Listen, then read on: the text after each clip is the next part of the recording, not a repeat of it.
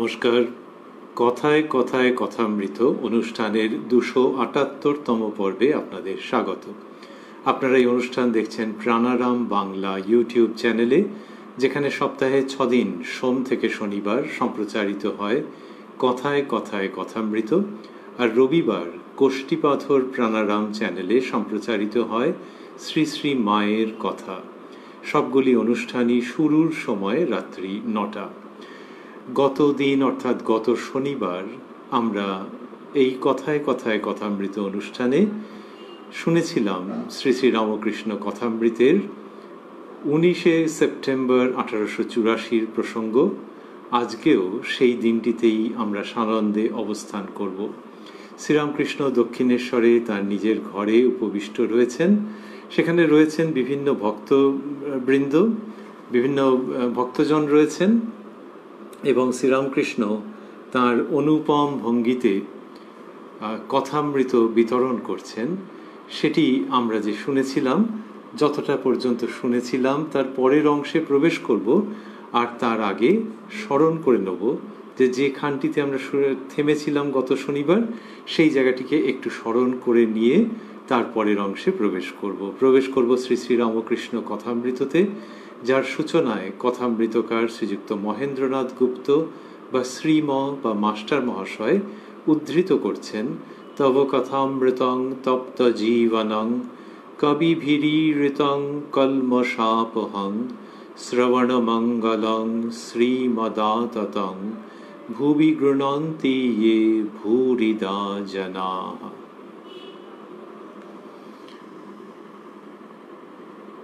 বেলা 2টোর কাছাকাছি সময় কথা হচ্ছিল।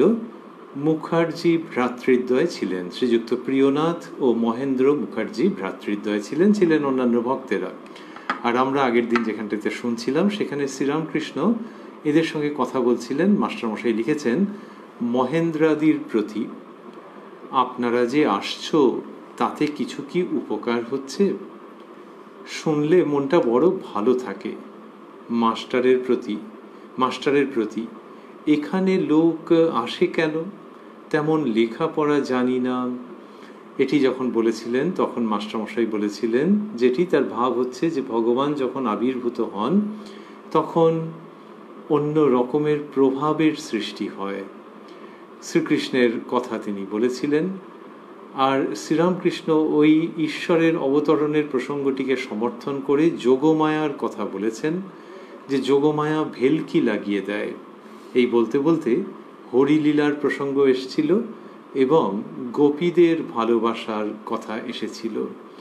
শ্রীকৃষ্ণের প্রতি প্রেম, এবং যারা গোপীদের মতো শ্রীকৃষ্ণকে দর্শন করেননি তাঁদেরও ঈশ্বরের প্রতি আকর্ষণ প্রেম কি করে হবে, সেই প্রসঙ্গটি শ্রীরামকৃষ্ণ নিজেই বলেছেন যে না জেনে নাম শুনে কানে, না জেনে নাম শুনে কানে মন গিয়ে তাঁয় লিপ্ত হলো। এই গানের পংক্তিটি উল্লেখ করতে করতে বলেছিলেন যে তা শুনলেও সে টান হয়। এটি বলতে বলতে ওই গানের পংক্তি উল্লেখ করেছিলেন যে ঈশ্বরীয় নাম শুনলেও সে টান হয়।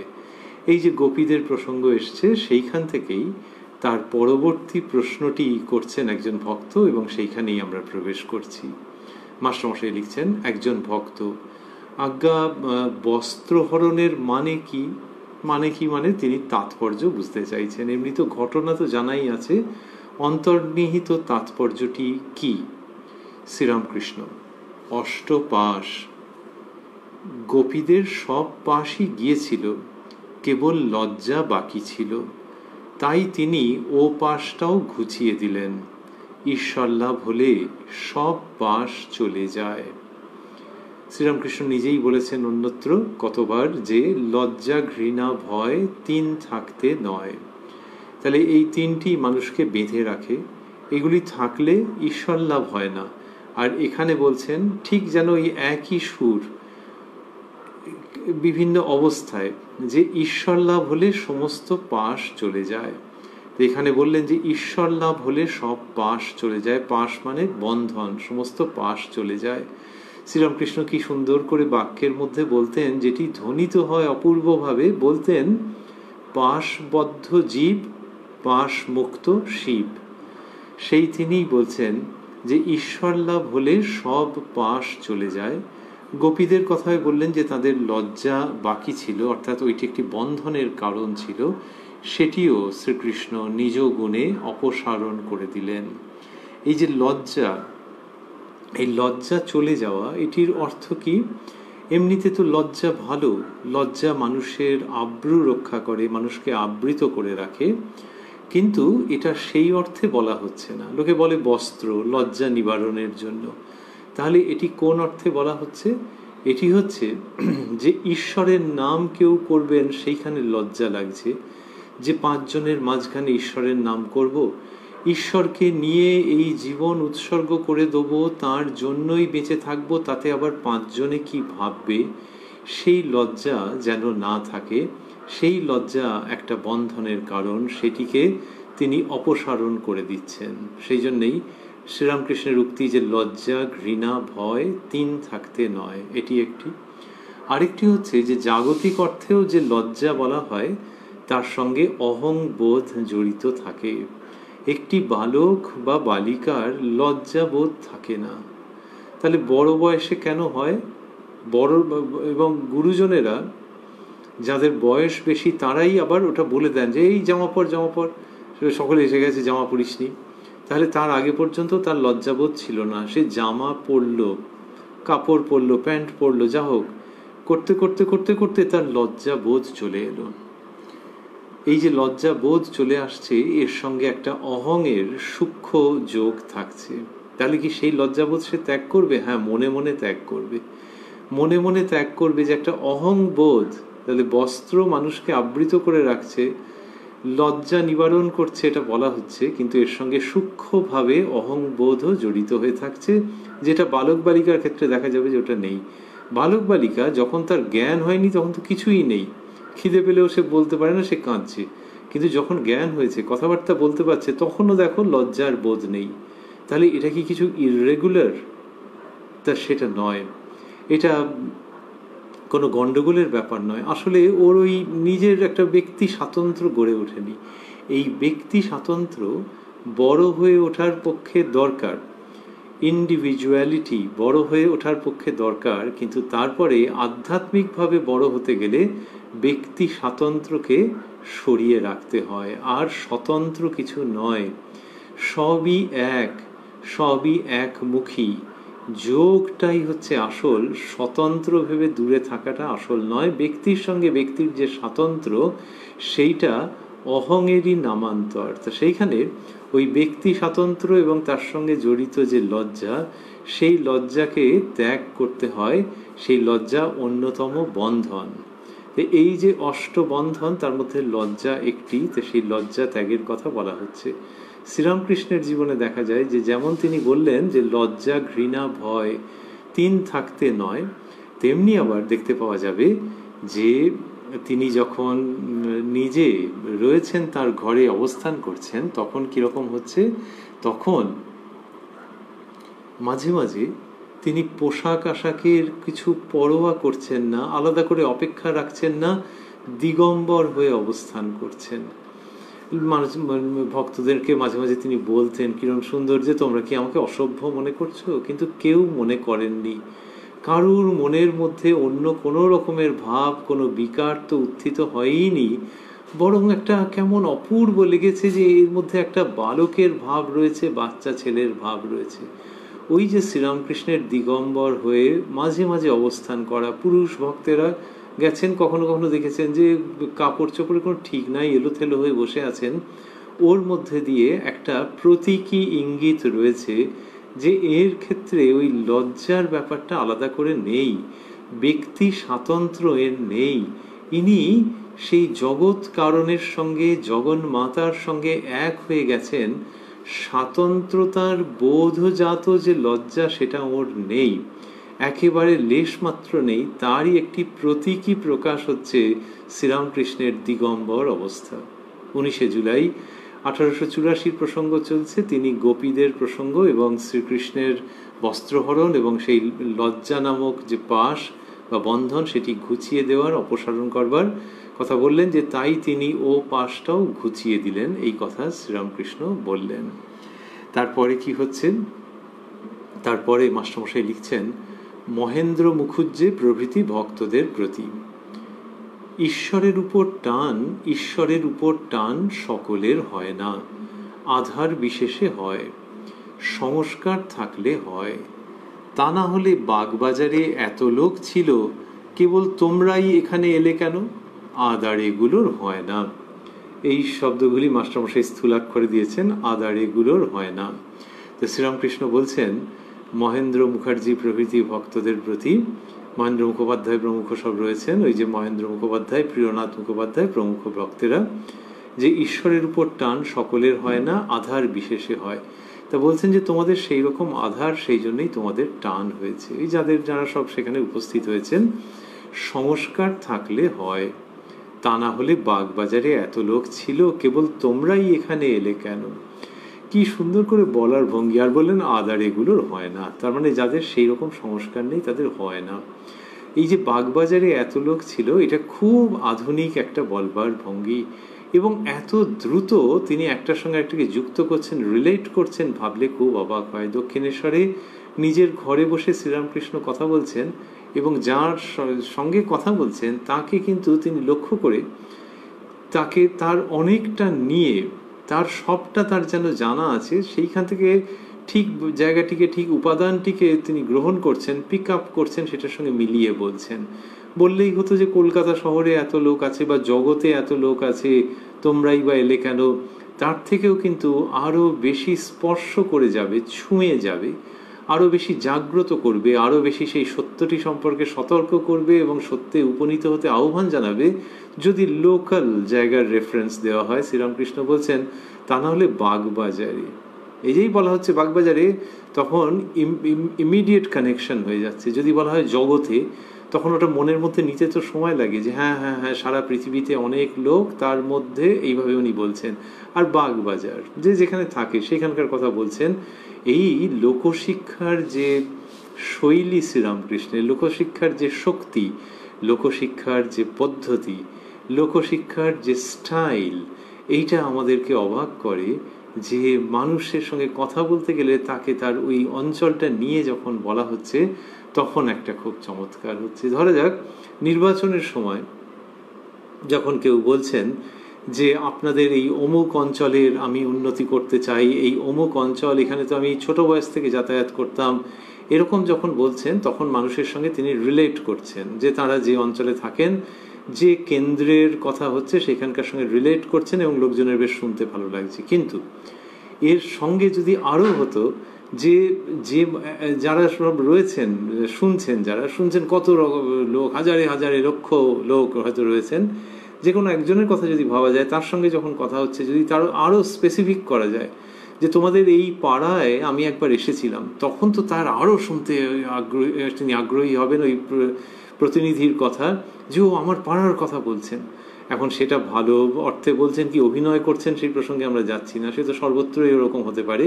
কিন্তু ওই মানুষটার কাছে পৌঁছানোর জন্যে তার যে কেন্দ্র, বড় অঞ্চল, সেটার কথা যদি বলা হয়, আর যদি সুযোগ পাওয়া যায় তার একেবারে স্থানীয় অঞ্চল, যে তোমাদের এই পাড়া এবং অমুকের বাড়ি, এইরকম যদি বলা হয়, তাহলে চট করে কানেক্ট করা যায়।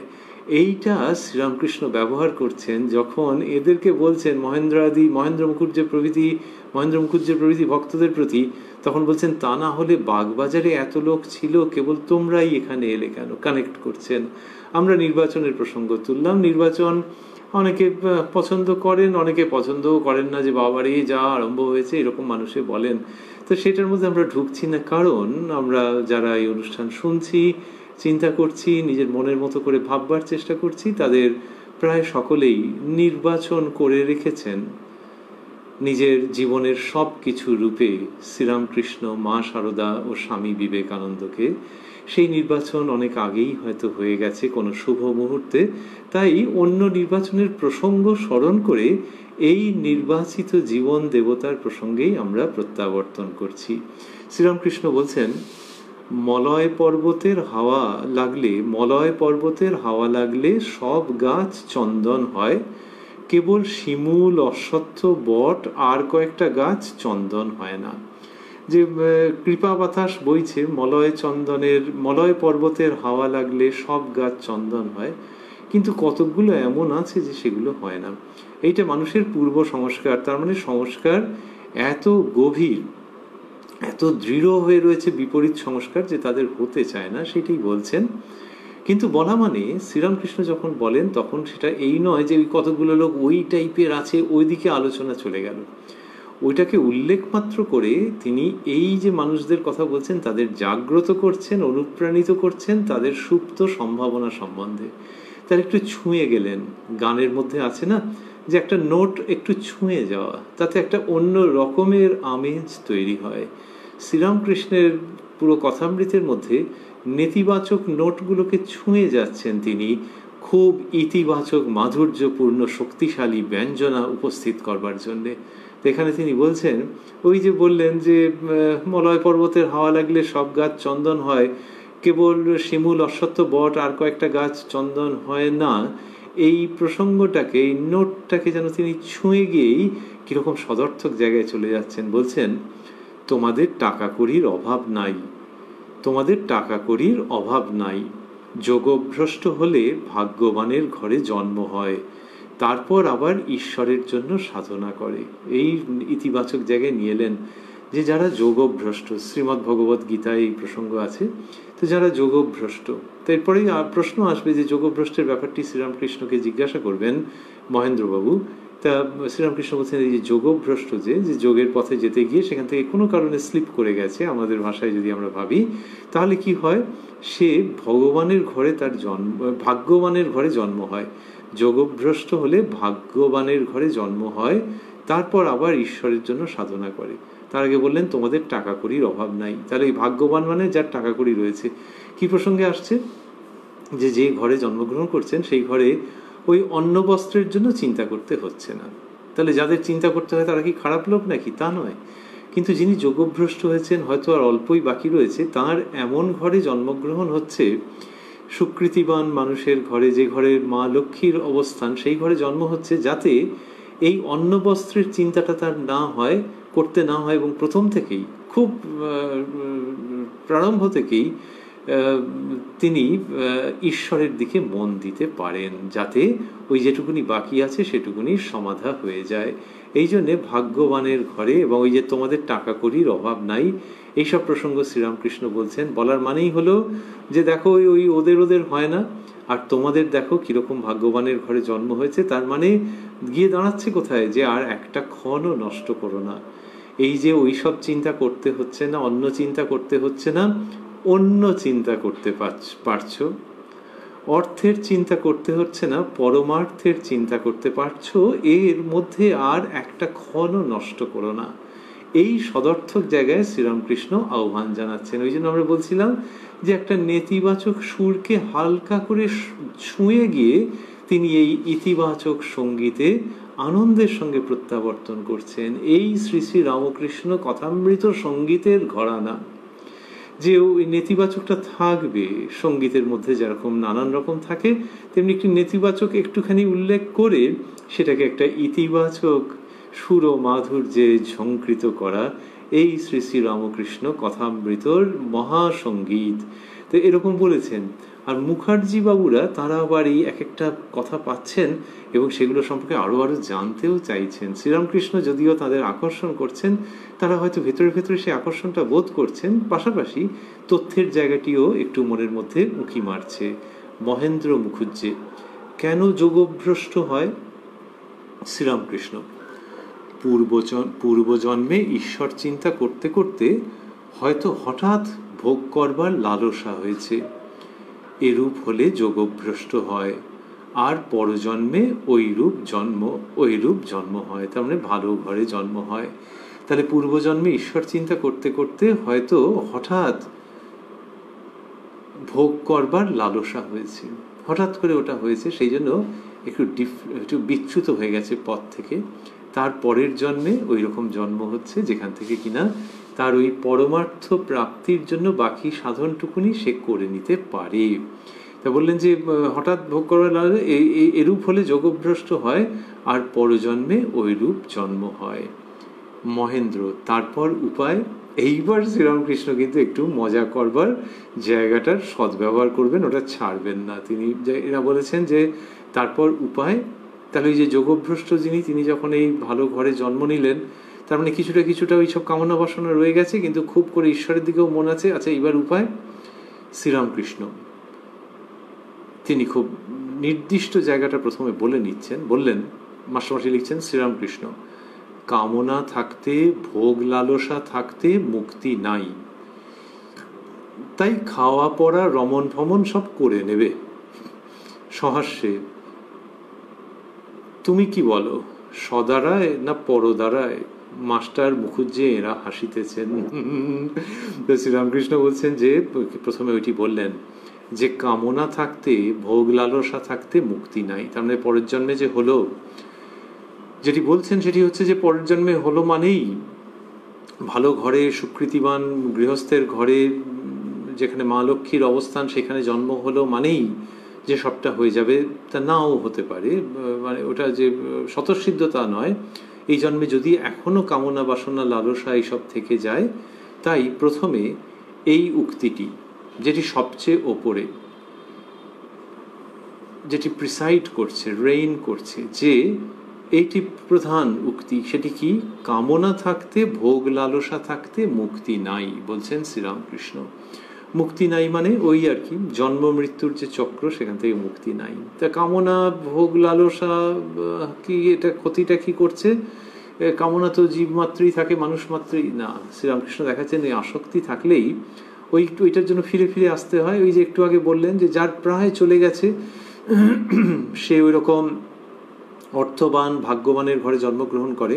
তো তার মানে কি, যে ওই যে কামনা টামনা আছে সেগুলোও যাতে চরিতার্থ হয়, সেটাও তো এই জন্মের মাধ্যমে সেই সম্ভাবনাটাও থেকে যাচ্ছে। তাহলে ওই কামনা বাসনাটা যদি সবটা চরিতার্থ না হয়, একটু যদি থেকে যায়, ওটার কালচার করতে করতে, যদি শ্লোকে বলা হয়েছে যে আগুনের মধ্যে ঘি ঢাললে আগুন নেবে না, বরং আরও বেড়ে যায়, তা যদি সেরকম হয়ে যায়, সেই জন্য সেটা একটু পরে সেই প্রসঙ্গে আসবেন, কিন্তু তার আগে ওই জন্য বলে নিলেন একেবারে ওপরের কথাটি, যে কামনা থাকতে, ভোগ লালসা থাকতে মুক্তি নাই। তো যে ব্যক্তি যোগভ্রষ্ট, তার মানে কি, যে তার ওই একটু আধটু ওইটা রয়েছে হয়তো, আবার ঈশ্বরের দিকেও খুব আকর্ষণ আছে। এইবার তিনি যদি সংগ্রাম করে, ব্যাটল করে ওটাকে ছিনিয়ে নিয়ে আসতে পারেন, যে আর ওই ভোগ লালসার মধ্যে যাবেন না, সেই পূর্বজন্মে সেই সংস্কারটা রয়ে গেছে তো, যে ওটা অসুবিধা তৈরি করে, তাহলে যদি বেরিয়ে আসতে পারেন, তাহলে মুক্তি। এই মুক্তি, তাহলে আবারও ভাবা হচ্ছে যে মুক্তিটা তাহলে কীরকম, ব্যাপারটা ভালো না কি? ভোগ লালসা মানুষকে যে আবার নতুন জীবনে নিয়ে আসছে, নতুন জন্মে নিয়ে আসছে, তাতে যেটা ঘটছে সেটা হচ্ছে যে ভোগ লালসা চরিতার্থ করবার মতো আবার জগৎ জীবন সামনে এসে দাঁড়াচ্ছে, বলছে নাচো, গাও, ফুর্তি করো, আনন্দ করো, লুটে পুটে খাও। এটা যেমন বলছে, তেমনি আবার একটা সময় যেন ক্যাক করে গলা টিপে ধরছে, ধরে বলছে এই যে ডাক্তার, এই যে উকিল, এদেরকে চেনো? তো এই যে জগতে তখন ওই পরিণতি যখন আসছে কোনো না কোনো রকম ভাবে, তাহলে ডাক্তার উকিল কি খারাপ লোক নাকি? তা নয়, কিন্তু ওই শরীর, সে তো আগে ওরকম ভাবেনি যে শরীরের অসুখ এটা ওটা, মানসিক দুশ্চিন্তা। শরীর ঠিক আছে, পয়সা কড়ি আছে, কিন্তু কোনো কারণে মানসিক ক্লেশ একটা বয়স পর্যন্ত সেটা ভাবেনি।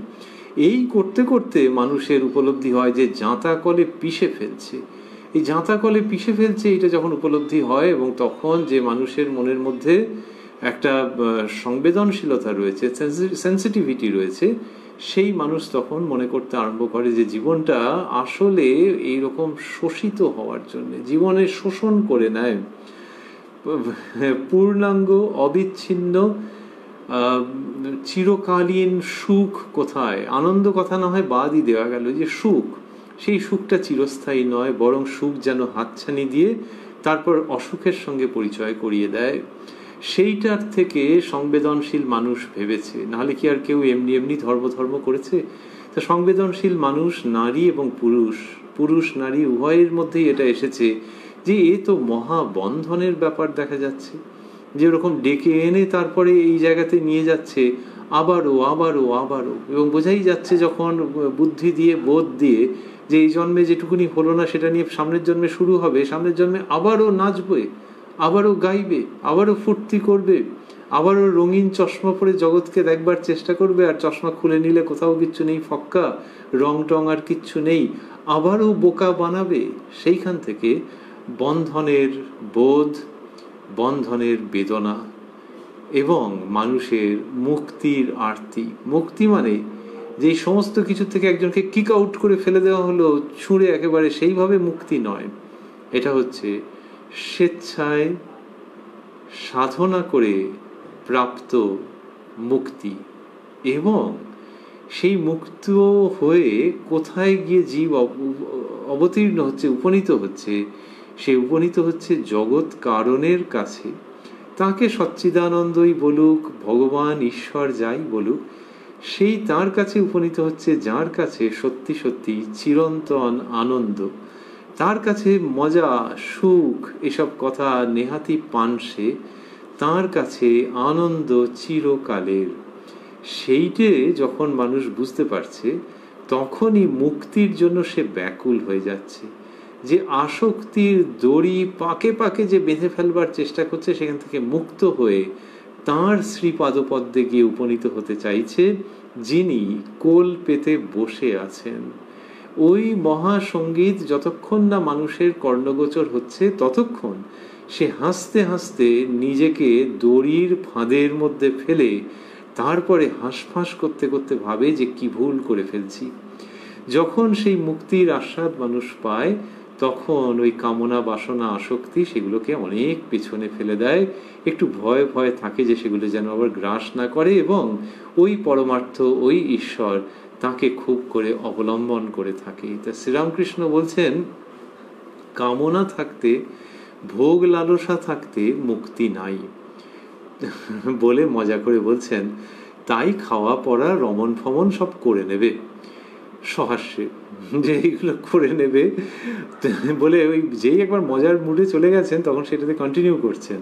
বলছেন, তুমি কি বলো, এবার মুখুজ্জবাবুদের খুব মুশকিলের অবস্থা, যে কি এই অ্যাটাক করবেন জানলে ওরা আর বোধহয় এইসব প্রসঙ্গ তুলে মানে খুব নিজেদেরকে সাবধানে রাখতেন হয়তো, যে বা ঘরের বাইরে গিয়ে কান পেতে শুনতেন যে আমাদের না বলেন আবার উনি, তুমি কি বলো, সদারায় না পরদারায়, এরকম যেই জিজ্ঞাসা করেছেন। তো তাদের যে কি অবস্থা, সে এক সাংঘাতিক। আর লিখছেন, মাস্টারমশাই লিখছেন, ওদের কথা নিজের কথাও, মাস্টার মুখুজ্জে এরা হাসিতেছেন, যে শ্রীরামকৃষ্ণ এভাবে বলেছেন। এইখানে একটা প্রসঙ্গ থেকে গেল তাহলে, যে যখন বললেন যে এসবগুলো করে নেবে, তাহলে করে নেওয়া মানে তো সেই ভোগ লালসা আবার মিটিয়ে নেওয়া। তাহলে তো আগের জন্মে সেইটাই করতে গিয়েছিল, করতে গিয়ে তো যোগভ্রষ্ট হয়ে গিয়েছিল। তাহলে আবার সব করে নেওয়া মানে এটা কীরকম, না যতক্ষণ ভোগ আছে ততক্ষণ ভোগ করে নাও, তো সে তো আগের জন্মেও করতে গিয়েছিল, তো করতে গিয়ে তো রাস্তা থেকে বিচ্যুত হয়ে গেল। শ্রীরামকৃষ্ণ এত যুক্তিপূর্ণ কথা বলছেন, কিন্তু তার মধ্যে ওই মাঝে মাঝে হাসির ঝলক এসে প্রসঙ্গগুলোকে কি সুন্দরভাবে নতুন করে একটা সরস অক্সিজেন দান করছে। অক্সিজেনের নানান রকমের ধর্ম আছে, রসায়নে আছে, কিন্তু অক্সিজেনের মধ্যে আধ্যাত্মিকতা আছে। এইটা আবার কোত্থেকে, সেটা কথামৃততে এলে পাওয়া যায়। কথামৃত ওই আধ্যাত্মিকতায় স্যাচুরেটেড, আধ্যাত্মিকতায় সম্পৃক্ত oxygen, oxygen saturated with spirituality is the gospel of the great master. তো শ্রীরামকৃষ্ণের কথামৃতের মধ্যে ওইটা রয়েছে। তো সেখানে দেখা যাচ্ছে যে ওই যে মজা করেছেন এরা, হাসতে আরম্ভ করেছেন, কিন্তু ওই ভোগের জায়গাটা এর পরেই সেটাকে আনছেন, কি যুক্তির জায়গা দেখাচ্ছেন নিজের জীবনের আলোকে শ্রীরামকৃষ্ণ। ভোগ লালসা থাকা ভালো নয়। আমি তাই জন্য যা যা মনে উঠতো অমনি করে নিতাম। এইবারে আসছেন ওই জায়গাতে, ওই পদ্ধতিতে আসছেন। আমি তাই জন্য যা যা মনে উঠতো অমনি করে নিতাম। এই যে শ্রীরামকৃষ্ণ বলছেন যে যা যা মনে উঠতো অমনি করে নিতাম, এই শ্রীরামকৃষ্ণ কে? তিনি কি মানুষ? তিনি কি ভগবান স্বয়ং অবতার রূপে অবতীর্ণ হয়েছেন? তাহলে আবার মনে উঠতো করে নিতাম, আবার নিজের দৃষ্টান্ত। এখানে তো এখানে দেখছি আমরা মহেন্দ্র মুখার্জি মহাশয়কে বোঝাবার জন্য এসবগুলো বলছেন। তাহলে সেখানে নিজের দৃষ্টান্ত, এইটি শ্রীরামকৃষ্ণের বিশেষত্ব, যে তিনি মানবভাবে তো লীলা করছেন, লীলা মানে কাউকে ভুল বোঝানোর জন্য নয়, লীলা মানে অভিনয় তো, কিন্তু এখানে অভিনয়টা কাউকে ভুল বোঝানোর জন্য নয়, কিন্তু এটা কি, এটা হচ্ছে ভগবান মানুষের মতো করে জীবনযাপন করছেন, যে ঠিক মানুষের যেমন হয় দেখো সেই রকমটা দেখতে পাচ্ছ, এর মধ্যে দিয়ে সেই শিক্ষাটা আসছে। তো তিনি সে ভগবান ওটা করে দেখাচ্ছেন। যিনি কোচ, তিনি যদি মাঠে নামেন, ধরা যাক গোলকিপারকে শেখাচ্ছেন, তিনি গোলকিপারকে শেখাচ্ছেন এবং তিনি বলছেন যে দেখো বলটা যখন নিয়ে আসছে এবং যখন মারলো তখন যদি আমি এই দিকে ডাইভ দিই ভাট করে গোলটা হয়ে যাবে, বলে তিনি দেখালেন যে এইদিকে ডাইভ দিই। তো তাহলে কি ঠিক না ভুল? উত্তর হচ্ছে ভুল, কিন্তু একে শেখাবার জন্যে। ভুলের অভিনয় করলেন একে শেখাবার জন্যে। আবার ঠিকটাও দেখাচ্ছেন, তাহলে ঠিক ভুল দুটোই তিনি অভিনয় করছেন, তার কি দরকার ওইগুলো দেখাবার, কিন্তু দুটোই অভিনয় করছেন, এটাই তার অভিনয় বা অবতারের ক্ষেত্রে লীলা, সেটা মানুষের শিক্ষার জন্যে। আর যখন করছেন তখন যে কম বয়সী ছেলেটি গোলকিপিং শিখতে চাইছে সে কিন্তু ভাবছে যা ওইদিকে ডাইভ মারলেন এদিক দিয়ে গোল হয়ে গেল, তার মানে তখন সেই কোচকে কিন্তু তিনি একজন প্লেয়ার বলেই ভাবছেন, যে প্লেয়ার বলে। তারপর তিনি এসে বললেন দেখলি তো এই জিনিসটা, বলে হ্যাঁ হ্যাঁ স্যার বুঝেছি বুঝেছি। তাহলে সেই মুহূর্তে ভাবছেন যে আমারই মতো একজন গোলকিপার এবং উল্টো দিকে ডাইভ মেরেছে। এইটা তিনি যখন শিক্ষার জন্য করছেন তখন একজন তিনি ওই প্লেয়ার একজন অভিনেতা।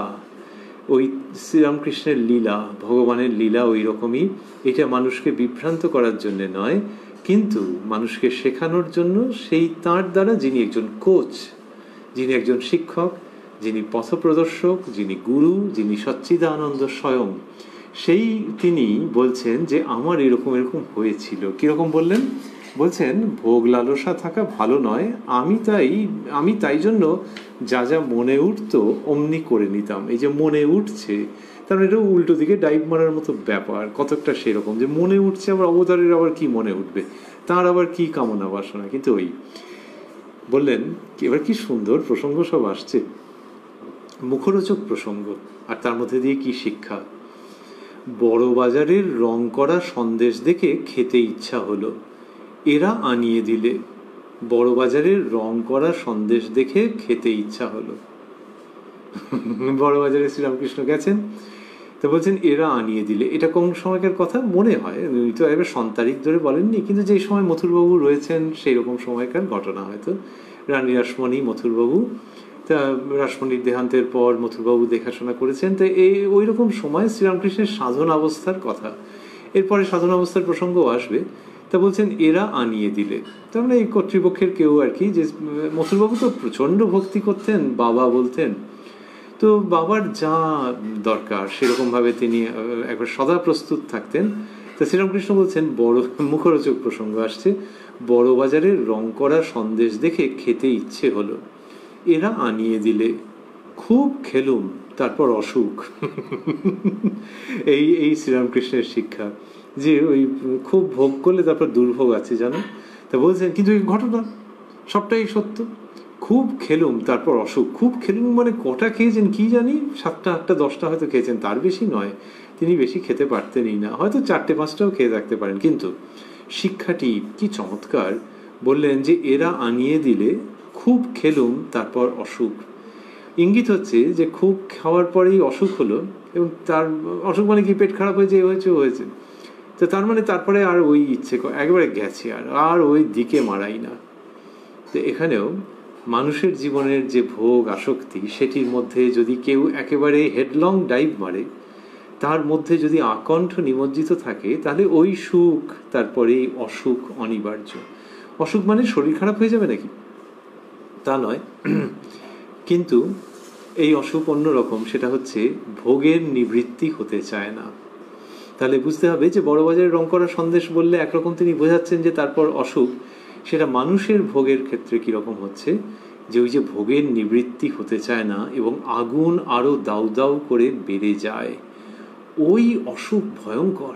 এটা তো পেটের অসুখের কথা তিনি ইঙ্গিতে বোঝালেন, কিছু অ্যান্টাসিড খেলে তখনকার মতো কমে যাবে হয়তো, কিন্তু হ্যাঁ বেশি খেলে অসুখ হবে সেটা তো ঘটনাই, যে শরীর খারাপ হবে, কিন্তু অ্যান্টাসিড খেয়ে তবু ওটাকে ম্যানেজ করা যেতে পারে। এটা কোনো অ্যান্টাসিডে ম্যানেজ করা যাবে না, যেখানে ভেতরে ওই আগুন আরও বেড়ে যাবে। আচ্ছা আগুন বাড়লে বাড়ুক, কিন্তু তারপরে মানুষের দেহ সেটা আর পারমিট করবে না, দেহ পারমিট করবে না, আরও অন্যান্য জিনিসও পারমিট না করতে পারে।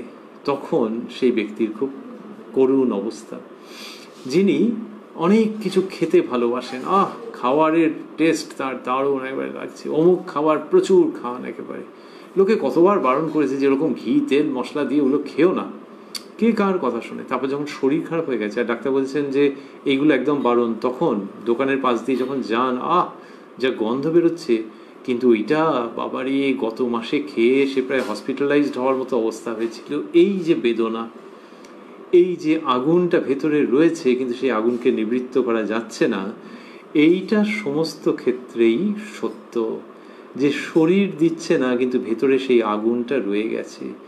এইটার যে ট্র্যাজেডি, যে বেদনা, যে মরুভূমির হাহাকার, সেটা মানুষের জীবনকে জ্বালিয়ে পুড়িয়ে দেয়। তাই ওই ভোগের মধ্যে দিয়ে জানতে হবে যে ভোগের মধ্যে তারপর কিন্তু ওইগুলো আসছে, যে শরীর দেবে না।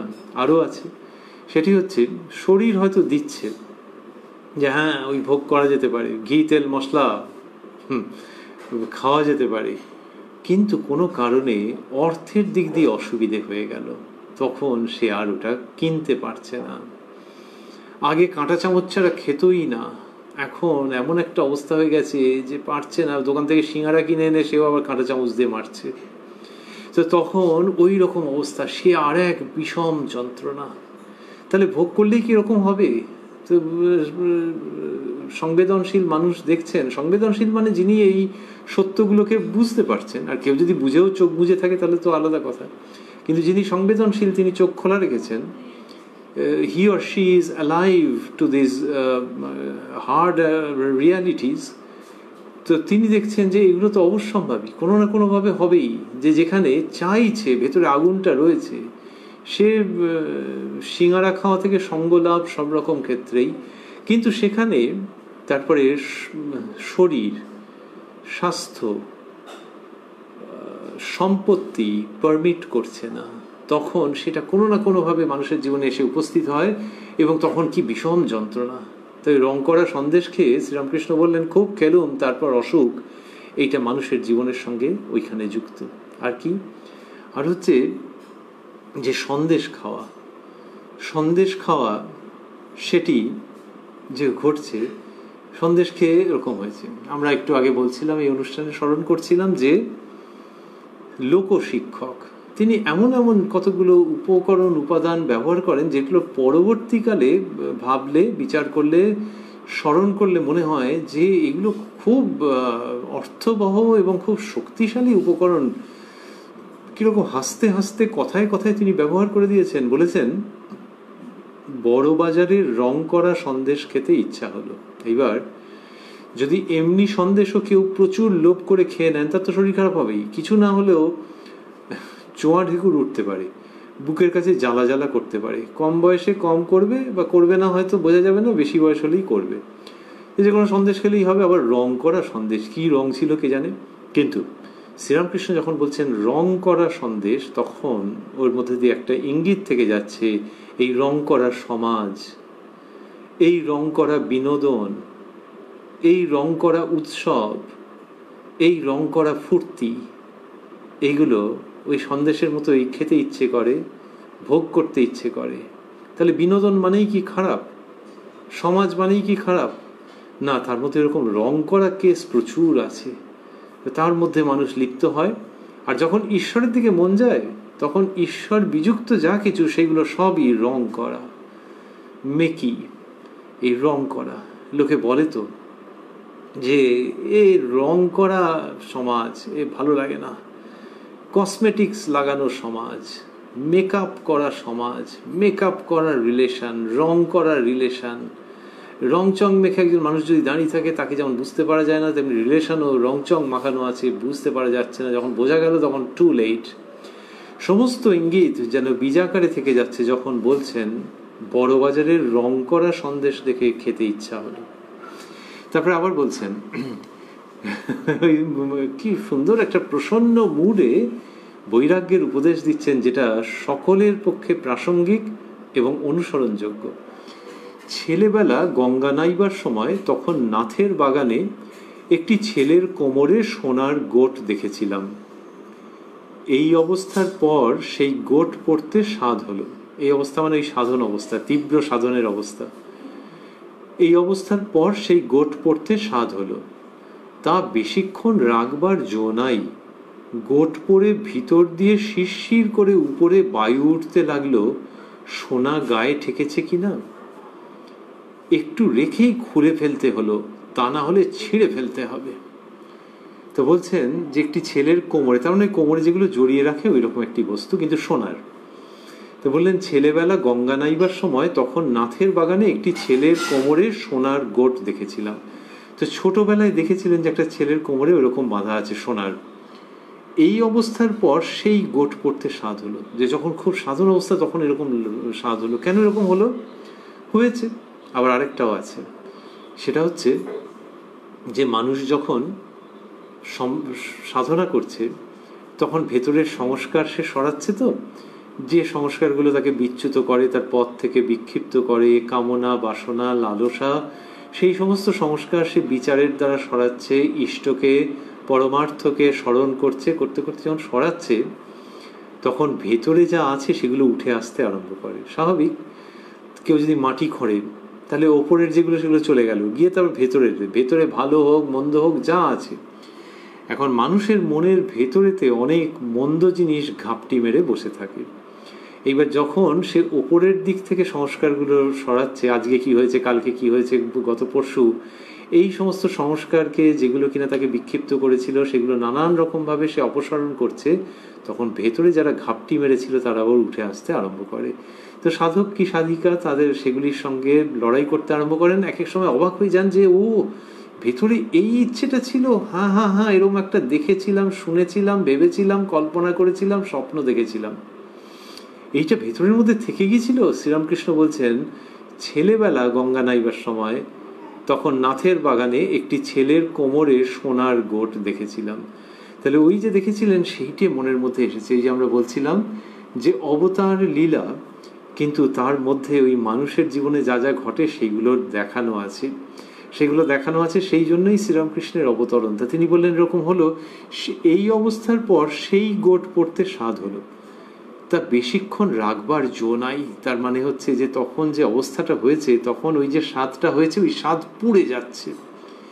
এই ঈশ্বরীয় ভাব, ত্যাগ, বৈরাগ্য, প্রেম, জ্ঞানের যে দীপ্তি, যে অগ্নি, তার মধ্যে ওই ছোট বয়সে ওইটা দেখে পড়বার যে স্বাদ হয়েছিল ওই স্বাদ উড়ে পুড়ে যাচ্ছে, একেবারে ছিন্ন ভিন্ন হয়ে যাচ্ছে, দাউ দাউ করে জ্বলে যাচ্ছে। কিন্তু পড়েছেন তো, সেটা বলছেন তা বেশিক্ষণ রাখবার জো নাই। গোট পড়ে ভিতর দিয়ে শিরশির করে উপরে বায়ু উঠতে লাগলো, সোনা গায়ে ঠেকেছে কিনা। মহাবায়ুর কথা বলছেন যে সেটি ঊর্ধ্বমুখী হচ্ছে সঙ্গে সঙ্গে। কেন না, সেটি সক্রিয় হয়ে যাচ্ছে যে কার সঙ্গে লড়তে এসেছে।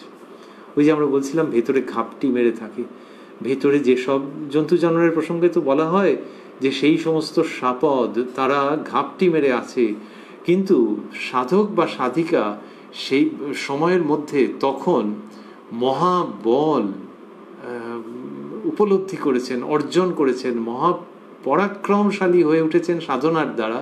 সেই জন্য ঘাপটি মেরে যারা ছিল তারা যখন বেরিয়ে আসছে তাদেরকে একেবারে তিনি সমূলে বিনাশ করছেন। এই যে অবস্থা শ্রীরামকৃষ্ণ দেখাচ্ছেন সেটি বলছেন যে তা বেশিক্ষণ রাখবার জো নাই। গোট পড়ে ভিতর দিয়ে শিরশির করে উপরে বায়ু উঠতে লাগলো, সোনা গায়ে ঠেকেছে কিনা।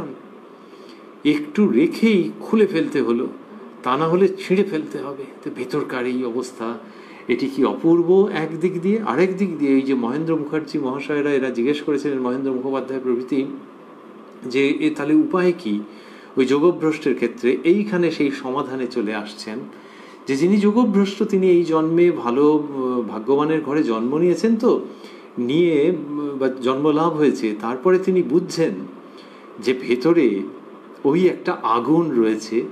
আবার যারা ঘাপটি মেরেছিল তারাও মাথাচাড়া দিচ্ছে। এইবার গত জন্মে ওদের সঙ্গে লড়বার মতো সামর্থ্যটা ছিল না, তার কারণ গত জন্মে ওই আধ্যাত্মিক বল অনেক চেষ্টায় অর্জন করেছিলেন এবং তারপর যখন ভেতরের ওরা বেরিয়ে আসতে আরম্ভ করেছিল সামলাতে পারেননি। কিন্তু এখন তিনি একেবারে প্রথম থেকে t=0 থেকে ওইটার অধিকারী। এইবারে বাচ্চা যখন আছেন শিশু অবস্থায় সুপ্ত হয়ে আছে, যেই জ্ঞানের বিকাশ হচ্ছে তখনই ওই অ্যাকাউন্টে যেরকম রাখা থাকে সেরকম আধ্যাত্মিকতার যে মহাবল সেইটা ব্রড ফরওয়ার্ড হয়েছে। তো পাশাপাশি ওই যেগুলো ঘাপটি মেরেছিল ওগুলো সান্ড্রি ছোটোখাটো নানান রকম সব ঘাপটি মেরে আছে অনেকে, সেগুলোও উঠে আসছে, কিন্তু প্রথম থেকেই তার মধ্যে আধ্যাত্মিকতার বল রয়েছে। অতএব এই 19শে সেপ্টেম্বর 1884 প্রসঙ্গ হচ্ছে যখন মহেন্দ্র মুখার্জি মুখোপাধ্যায় প্রমুখ এদেরকে যেটা বলছেন যে ওই বলে যখন বলিয়ান রয়েছে তখন ওই বলটা সম্পর্কে সতর্ক থাকো, ওই বলটাকে ধারণ করে রাখো, ওই বলটাকে ব্যবহার করতে থাকো। ওই যারা ঘাপটি মেরে এসছে তাদের সঙ্গে আগের জন্মে করতে পারোনি, কাবু হয়ে গিয়েছিলে, সেই জন্য নতুন জন্ম হয়েছে। এই জন্মে একেবারে প্রথমেই তুমি তাদেরকে বিনাশ করবার জন্য উদ্যত হও, বিনাশ করবার জন্যে নিজের সর্বশক্তি প্রয়োগ করো। ওই অশুভ সংস্কারের যে সমস্ত প্রাণী আছে, সাপদ আছে, সেইগুলিকে বিনাশ করতে তুমি উদ্যোগী হও। শ্রীরামকৃষ্ণ নিজের জীবনের মাধ্যমে এই মহাশক্তিশালী বাণী, মহাশক্তিশালী পদ্ধতি তুলে নিয়ে আসছেন, কিন্তু মজার ভঙ্গিতে এটি দেখিয়ে যাচ্ছেন, তারপরে আরও মজা করছেন, আমরা তার মধ্যে রয়েছি। ওই যে ওনার যেরকম ইচ্ছে হয়েছিল সেইগুলোর কথা বলছেন, যে কি সুন্দর সব বর্ণনা। ধনেখালির খইচুর, খানাকুল কৃষ্ণনগরের সরভাজা, তাও খেতে স্বাদ হয়েছিল, সকলের হাস্য। কি মজার, একটু আগে বলেছেন ওইসব যে বড়বাজারের রং করা সন্দেশ, এখন আরও বলছেন ধনেখালির খইচুর, খানাকুল কৃষ্ণনগরের, ও জিভে জল এসে যাওয়ার মতো, খানাকুল কৃষ্ণনগরের সরভাজা, তাও খেতে স্বাদ হয়েছিল, সকলের হাস্য। এর মধ্যে দিয়ে দেখাচ্ছেন যে এই যেগুলো বলে না লোকে, যে ওখানকার অমুক খেয়েছো আর এখানকার তমুক খেয়েছো, সেটা ঠিক আছে, মানুষ খাচ্ছে, তার হয়তো খাদ্য রসিক, সে বলছে এইটা তুমি কোথাও পাবে না, কলকাতায় তুমি যত দামই দাও না কেন। এগুলো তো সত্যি কথা, যিনি খাদ্য রসিক তিনি এগুলো বলতে পারেন, অন্য এর মর্ম বুঝবে না অন্যরা। কিন্তু যিনি জীবন রসিক, যিনি ঈশ্বরীয় রসের রসিক, তিনি এগুলোর আর পরোয়া করেন না। কারণ এগুলো হ্যাঁ ভালো, কিন্তু ওগুলোর জন্য যদি ইচ্ছে থাকে না, সেগুলো একটু সুতোর মতো আরম্ভ হয়ে তারপর নারকোল দড়ি হয়ে লোহার শেকলের মতো করে বেঁধে রেখে দেবে। তো সেই জন্যে এটাকে ছেড়ে দিতে হবে। আমাদের শাস্ত্রে আছে যে রসনাকে জয় করতে পারলে সব কিছু জয় করা হলো, জিতে রসে ইত্যাদি। তো যিনি রসনা জয় করেছেন তিনি সব কিছু জয় করেছেন। তাহলে এই শ্রীরামকৃষ্ণ জায়গার নাম করে, খাবারের নাম করে বলে দিচ্ছেন, সেটা বলছেন ওই রসনাতে সুরসুরি দেওয়ার জন্যে নয়, সেটা বলছেন এটি আনবার জন্য যে তিনি এগুলো জানেন। আর সবাই হাসছেন, তো তিনি আবার ভয়ঙ্কর রেগে টেগে গিয়ে এরকমভাবে বলছেন না, তিনি এগুলো জানেন। আর সেই তিনি ওগুলোকে অনেক পেছনে ফেলে আসছেন। আর সেই তাঁরই পায়ের কাছে বসে থাকলে যে শান্তি হয়, সেটা গরমকালের এসি বা শীতকালের রুম হিটার এর মতো যন্ত্র জীবনেও দিতে পারে না। শ্রীরামকৃষ্ণ সেই শীতলতা দেন, শ্রীরামকৃষ্ণ জীবনে সেই জ্ঞানের উত্তাপ প্রদান করেন।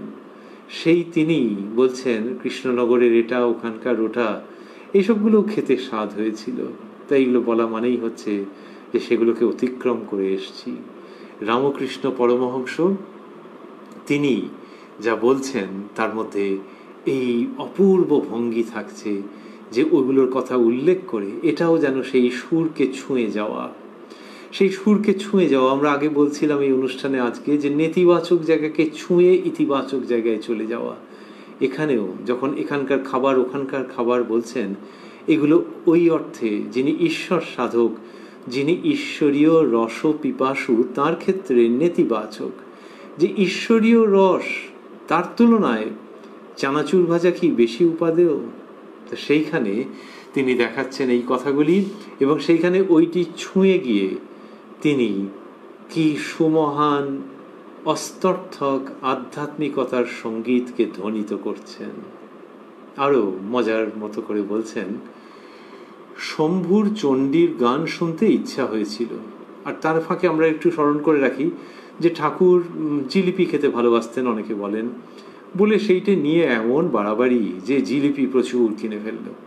কামারপুকুরে গিয়ে ঠাকুরের স্থানে কিছুক্ষণ বসেছে হয়তো, কিন্তু আবার জিলিপির সন্ধান টন্ধান করে, যে যেন ঈশ্বরকে স্মরণ যদি একটু কমও হয় অসুবিধা নেই, কিন্তু জিলিপি না খেলে ঠাকুর কি বলবেন। তো করে টোরে জিলিপি টিলিপি খেয়ে দেখছে এই রে অ্যান্টাসিড আনা হয়নি, এদিকে ওষুধের দোকান বন্ধ, সে এক সাংঘাতিক কাণ্ড। তো শ্রীরামকৃষ্ণ কিন্তু জিলিপি খেয়েছেন মানে কামারপুকুরে, তো তখন যদি একটু ছোট বয়সে ভালো মন্দ খাওয়া মানে কি ওই জিলিপি, তার থেকে বেশি আর কি পাওয়া যাবে। তো সেই জন্য ওটা খেয়েছেন। আর একবার ওরকম বলেছেন যে লাট সাহেবের গাড়ির চাকা, কিন্তু ওনার জন্য কি দক্ষিণেশ্বরে রোজ জিলিপি আসতো, নাকি তিনি জিলিপির দোকান খুঁজে খুঁজে সেখানে গিয়ে হাজির হতেন? ওই যে মানুষের মতো জীবনযাপন করছেন, তো সেইখানে একটু জিলিপি সম্বন্ধে বলেছেন, কচুরি সম্বন্ধে বলেছেন, হয়তো ফাগুর দোকানের কচুরি বলেছেন, এরকম সামান্য একটুখানি কিছু বলেছেন। কিন্তু সেটা বিরাট ভুল হয়ে যাবে যদি ভাবা হয় যে সেটির জন্যে তিনি খুব আগ্রহী ছিলেন ইত্যাদি ইত্যাদি, সেগুলোর কোনো প্রশ্নই নেই। তো শ্রীরামকৃষ্ণ যখন বলছেন তখন তার ওই রসনা জয়ের প্রসঙ্গ, তার জীবনের মধ্যে যে অভ্যেস, সেটি মূল হয়ে থাকছে। তো সেটা আমরা স্মরণ করতে করতে দেখছি যে তারপরে তিনি কি বলছেন, বলছেন শম্ভুর চণ্ডীর গান শুনতে ইচ্ছা হয়েছিল। শম্ভুর চণ্ডীর গান শুনতে ইচ্ছা হয়েছিল, সে গান শোনার পর আবার রাজনারায়ণের চণ্ডী শুনতে ইচ্ছা হয়েছিল, তাও শোনা হলো। এইটা কোন প্রসঙ্গে এলো, যে ওই যে গান শুনতে চাওয়া, শম্ভুর চণ্ডীর গান শুনতে ইচ্ছা হয়েছিল, সে গান শোনার পর আবার রাজনারায়ণের চণ্ডী শুনতে ইচ্ছা হয়েছিল, তাও শোনা হলো। তাহলে এই প্রসঙ্গ আসছে মানে যে এগুলোও বন্ধনের কারণ। শ্রীরামকৃষ্ণ তো এইটা দেখাচ্ছেন যে এই যে ধর্মের যে গান, চণ্ডীর গান, শ্রী শ্রী চণ্ডীর গানের প্রসঙ্গ আমরা পড়ছি, তো এটাও ওই গায়কের গলায় শুনতে হবে, ওই গায়কের গলায় শুনতে হবে, ওটাও সূক্ষ্ম রূপে বন্ধন। অনেকে বলেন যে এই গান শুনতে শুনতে এরকম হচ্ছে, রোজ আমাকে এটা গানটা শুনতেই হয়। সেটা যদি সাধনের সহায়ক হলো তাহলে নিশ্চয়ই ভালো। সঙ্গীত একটা কত বড় সাধনা, কিন্তু উচ্চ অবস্থায় যখন মন চলে যাচ্ছে তখন কি হয়, তিনি নিরালম্ব হয়ে যান, কোনো অবলম্বন লাগে না। সেই অবস্থাটির কথা শ্রীরামকৃষ্ণ ইঙ্গিত করছেন, এটা খুব উচ্চ অবস্থা, কিন্তু যখন সেই উচ্চ অবস্থায় যাচ্ছেন তখন ওই গানটা অমুকের শুনতে হবে, ওটাও একটা বন্ধন। তাই আমরা খাওয়া দাওয়ার কথা বলছিলাম যে ওটি ওই পুনরায় স্মরণ করছি, যেগুলো অনেক নিচে পড়ে যাচ্ছে। শ্রীরামকৃষ্ণ বলছেন যে এই গান শোনবার ইচ্ছে হয়েছিল, তারপর অমুক গান শোনবার ইচ্ছা হয়েছিল, তার মানে হচ্ছে যে ওগুলো পেরিয়ে এসছি। বিচার যে না এ আর লাগবে না, বিচার ওই যে বলছিলাম যে সংস্কার রয়ে গেছে, কিন্তু তার বিরুদ্ধে প্রবল বিচার। সংস্কার যেগুলো রয়ে গেছে তার মধ্যে কিছু কিছু সংস্কার ভালো, কিন্তু সেই ভালো সংস্কারেরও বন্ধনের কারণ। শ্রীরামকৃষ্ণ অন্যত্র বলছেন যে তিনি ত্রিগুণাতীত, সত্য রজতম তিন গুণের অতীত। এবার ঈশ্বর বলি, সচ্চিদানন্দ বলি, তমগুণের অতীত, রজগুণের অতীত, কিন্তু সত্যগুণেরও অতীত। শ্রীরামকৃষ্ণ বলছেন হ্যাঁ, সত্যগুণও জানবে চোর ডাকাতের মতো যে সে বেঁধে রাখতে চায়, তার একটা বন্ধনের সৃষ্টি করে। সত্যগুণকেও ছাপিয়ে সেই ত্রিগুণাতীতের কাছে উপনীত হওয়া, সেটি তিনি বুঝিয়েছেন এইখানে। এই যে চণ্ডীর গান যার শুনতে ইচ্ছে করছে তার সত্যগুণ নয়, কিন্তু সেটিকেও ছাড়িয়ে যাওয়া শ্রীরামকৃষ্ণ ত্যাগের প্রসঙ্গে এই জায়গাতে নিয়ে আসছেন। তারপরে বলছেন অনেক সাধুরা সে সময় আসতো, আবারও সে সময়ের কথা বললেন। তার স্বাদ হলো তাদের সেবার জন্য আলাদা একটি ভাঁড়ার হয়, সেজবাবু তাই করে দিলে। সেই ভাঁড়ার থেকে সাধুদের সিদে কাঠ এসব দেওয়া হতো।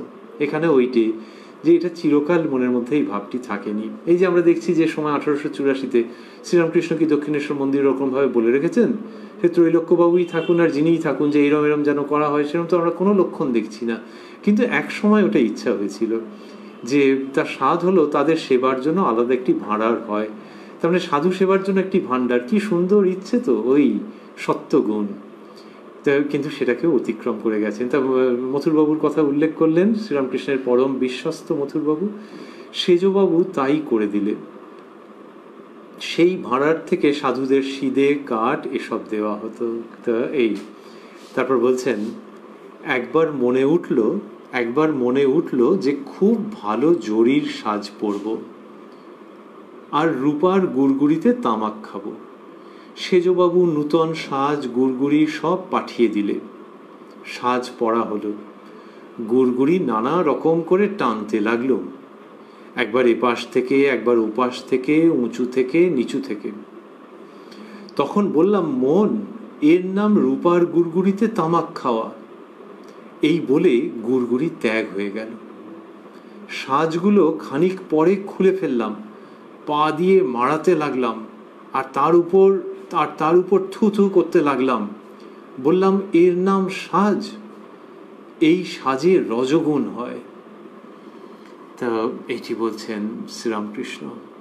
তা বললেন যে একবার মনে উঠলো যে খুব ভালো জরির সাজ পরব, ওই পোশাক, রজগুণ, এইগুলো মনের মধ্যে বিভিন্ন সময় এসেছে, সেগুলো কিরকম গল্পের মতো বলে যাচ্ছেন। আর রূপার গুড়গুড়িতে তামাক খাবো। তা সেজবাবু তাহলে ওই ড্রেস পরে স্মোক করবো। সেজবাবু নূতন সাজ গুড়গুড়ি সব পাঠিয়ে দিলে। সাজ পরা হলো, গুড়গুড়ি নানা রকম করে টানতে লাগলো, এই স্মোক করবার নানান রকমের সব ভঙ্গি।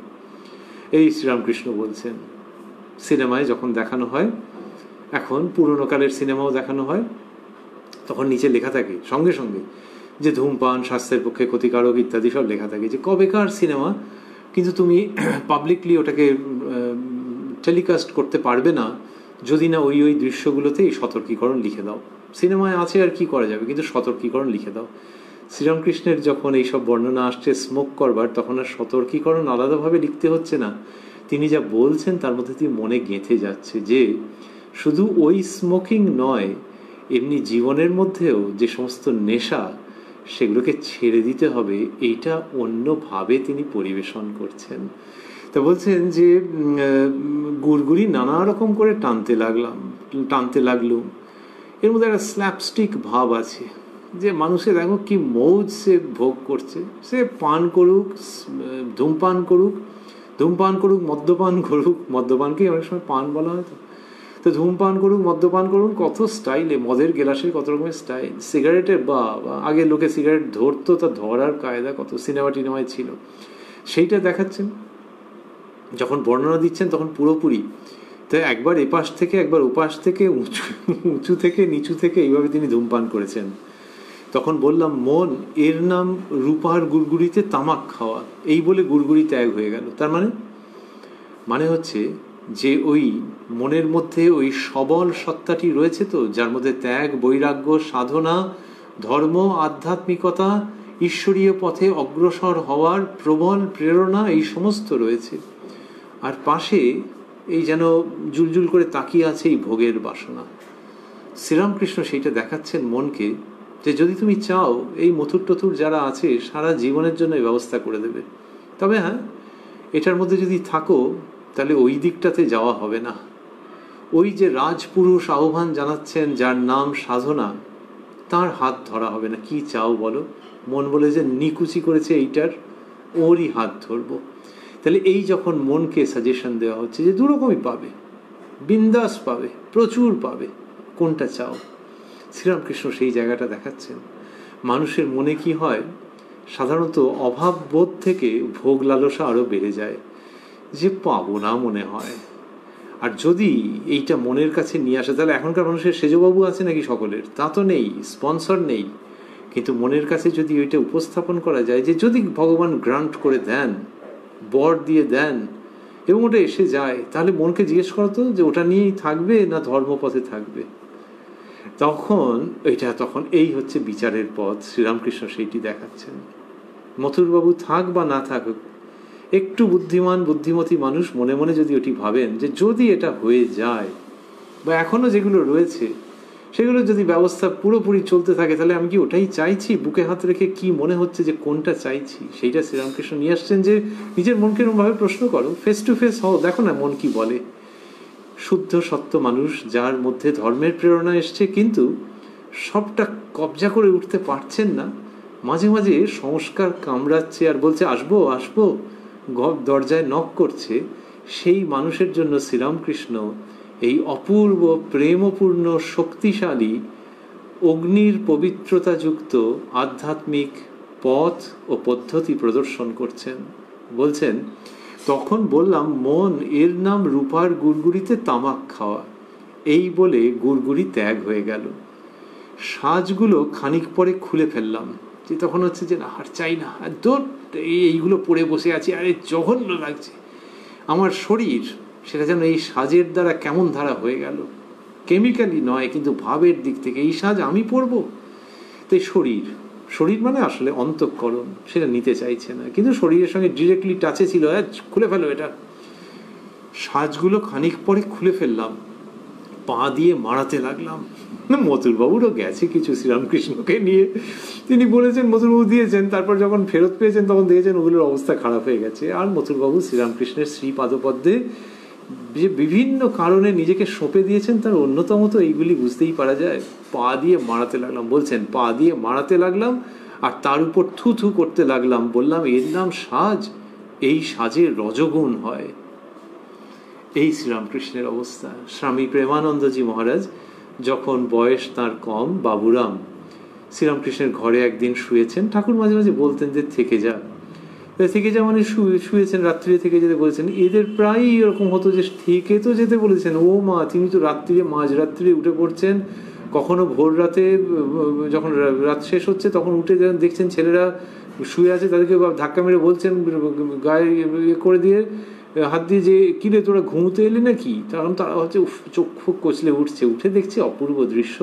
ঠাকুর হয়তো অনেক আগেই উঠে গেছেন, মধুর স্বরে ঈশ্বরীয় নাম করছেন। বাবুরাম, শ্রীযুক্ত বাবুরাম একদিন রাত্রে তার ঘুম ভেঙে গেল, আর দেখছেন যে ঠাকুর ঘরের মধ্যে ঘুরছেন আর বলছেন, দিসনি মা, দিসনি বলে থু থু করছেন আবার এক এক সময়, আর যেন মায়ের কাছ থেকে পালিয়ে যাচ্ছেন। তিনি ঠাকুরকে দেখতে পাচ্ছেন, এটা দেখা আর ওই শোনা, যে দিসনি মা, দিসনি। বাবুরাম উত্তরকালের শ্রীমৎ স্বামী প্রেমানন্দজি ব্যক্ত করছেন যে যেন জগন্মাতা, তিনি ঠিক বুঝে গিয়েছেন যে ব্যাপারটা কি হচ্ছে, যে যেন জগন্মাতা তার পেছন পেছন ওই মান সম্মান ভোগের বস্তু নিয়ে যাচ্ছেন, যে এইগুলো নাও, এইগুলো নাও। আর শ্রীরামকৃষ্ণ ছিটকে ছিটকে পালিয়ে যাচ্ছেন, যে কি মহা মুশকিল করলো।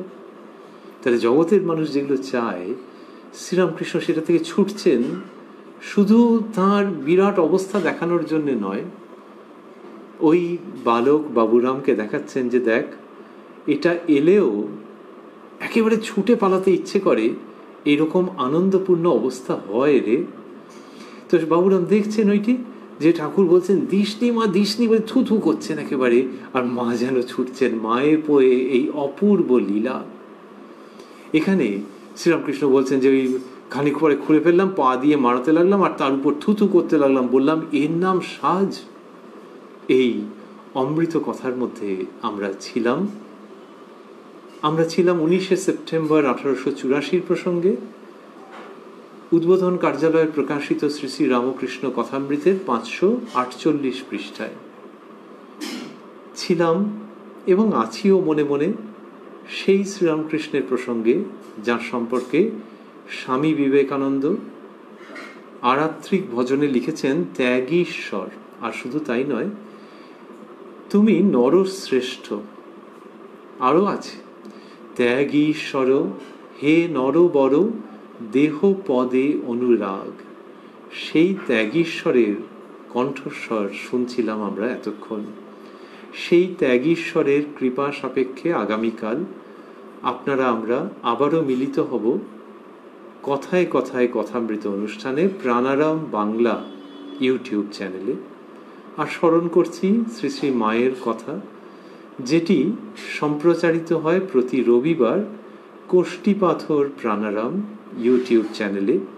সবগুলি অনুষ্ঠানই শুরুর সময় রাত্রি 9টা। শ্রীরামকৃষ্ণ আজকে আমরা যা পড়ছিলাম তার মধ্যে বলছিলাম যে শুনলে বেশ মনটা একটু কেমন যেন হয়ে যায়। বড় বাজারের রং করা সন্দেশের কথা বলেছেন, ধনেখালির খইচুর, খানাকুল কৃষ্ণনগরের সরভাজা, এইসব বলেছেন। 3টি জায়গার নাম এসছে আর 3টি খাবারের কথা এসছে, কিন্তু শ্রীরামকৃষ্ণ দেখিয়েছেন যে এই রসনা জয়, সেটি মানুষের জীবনে ঈশ্বর প্রাপ্তির পথে অন্যতম প্রধান অবলম্বন। আর আমরা ভাবছিলাম যে ভালো কিছু পেলে, বিরাট কিছু পেলে, তখন অন্যগুলো আর সেরকম লোভনীয় তো থাকেই না, বরং মনে হয় ওগুলোকে সরিয়ে রাখো। যদি কেউ খুব ভালো একটা মিষ্টান্ন পায়, তার আগে মুড়ি চিবোচ্ছিল হয়তো, তখন মিষ্টান্নটা পেয়ে, একটা সন্দেশ পেয়ে বললে এই মুড়িটা খাবো না, সরিয়ে রেখে দিল। এই তো স্বাভাবিক, একটা তো কিছু সে গ্রহণ করবার ইচ্ছে রয়েছে, তো যখন সন্দেশ পেলো তখন আর মুড়ি খেতে, লোকে তখন অন্য ভাষা ব্যবহার করে, মুড়ি চিবোতে আর ইচ্ছে করছে না। মুড়ি খাচ্ছিল তো, তাহলে মুড়ি চিবোনো বলছে কেন? বলে দূর, যেমন মুড়ি তেমনি ওই আর কি, ওইটা চিবোনো বলবো না তো কি বলবো, পুরো মন ওখান থেকে গেছে। আবার সন্দেশ খেতে খেতে আরো ভালো যদি কিছু পায়, ধরা যাক সে একটু পায়েস পেল, তখন আর সন্দেশ বলে না, সন্দেশ সরিয়ে রাখো, বলে আপনাকে আর দুটো দিই, বলে না না।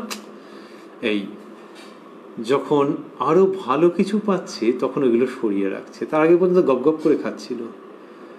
বড় বাজারের রং করা সন্দেশ, ধনেখালির খইচুর, কৃষ্ণনগরের সরভাজা আর ভালো লাগে না, আর সেরকম টানে না, আর খাবার জন্যে ওই রকম একটা আসক্তিপূর্ণ লোভ লাগে না, জিভ দিয়ে নাল পড়ে না, আর সেই অসহায় শৈশবে থাকতে ইচ্ছে করে না, যখন মানুষ আরো অনেক ভালো খাবারের, ভালো আস্বাদনের সামগ্রীর সন্ধান পেয়ে যায়, যার নাম শ্রী শ্রী রামকৃষ্ণ কথামৃত।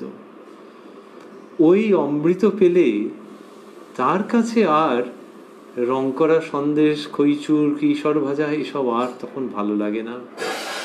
এগুলো ভালো লাগা মানেই সেই অমৃতের স্বাদ এখনো পুরোপুরি পাওয়া যায়নি।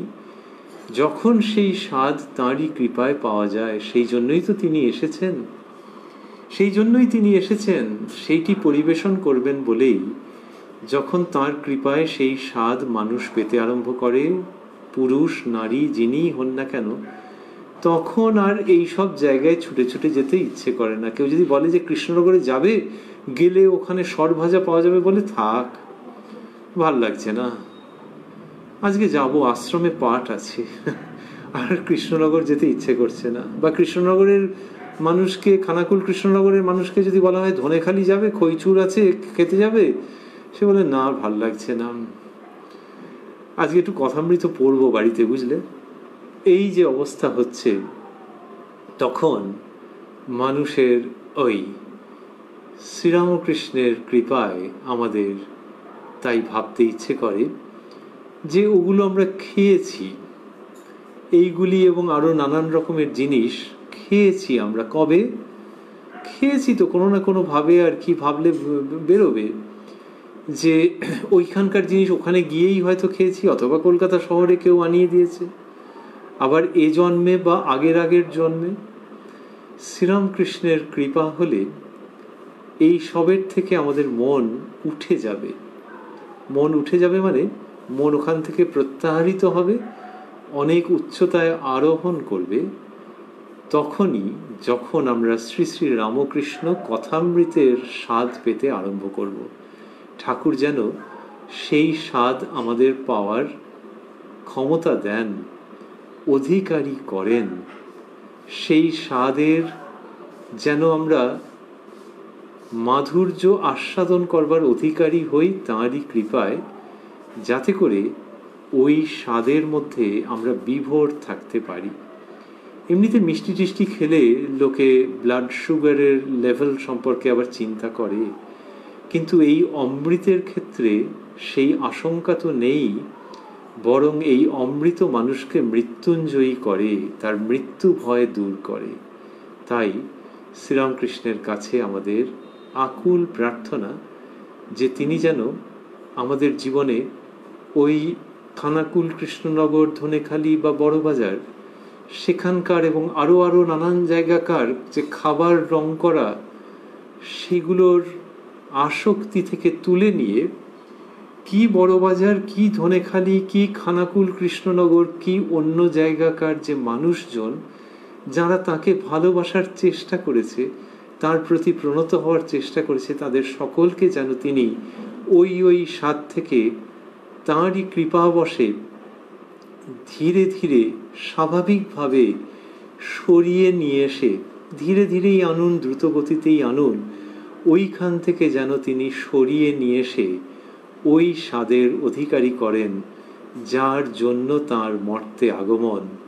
আমরা যেন এই সব ছোটোখাটো হাবিজাবি স্বাদ ছেড়ে দিয়ে সেগুলোকে স্বেচ্ছায় পরিত্যাগ করে শ্রী শ্রী রামকৃষ্ণ কথামৃতের স্বাদ গ্রহণ করে সারা জীবন সেটির মধ্যে থেকেই শ্রীরামকৃষ্ণের সান্নিধ্যে আসার যে সুযোগ আমাদের হয়েছে সেটিকে চরিতার্থ করে জীবনকে ধন্য করতে পারি। ওং নিরঞ্জনং নিত্যং অনন্ত রূপং ভক্তানুকম্পা ধৃত বিগ্রহং বৈ ঈশাবতারং পরমেশমিড্যং তং রামকৃষ্ণং শিরসা নমামহ।